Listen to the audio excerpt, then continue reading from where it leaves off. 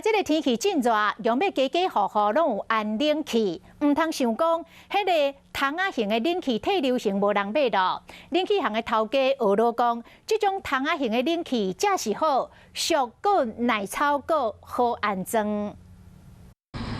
日头真炎，民众出外拢会惹雨伞、热日头，穿短裤短裤真正足烧热的。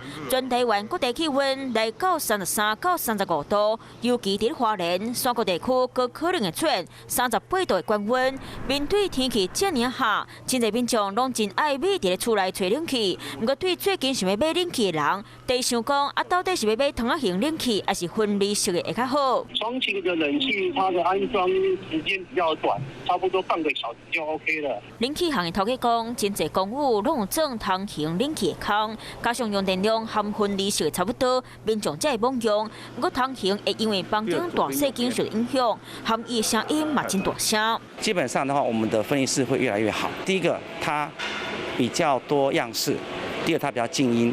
真侪民众嘛是拢会选功能较侪分离式冷气。最近天气愈来愈热，民众拢开踮伫咧厝内，所以买冷气的需求，不管是桶型或者是分离式的冷气，照厝内空间和家己有啥物需求，就当拣到满意的冷气。有事没事赶紧转开华视，还没有订阅华视的 YouTube 频道吗？赶紧按赞、订阅、开启小铃铛，我们华视 YouTube 见。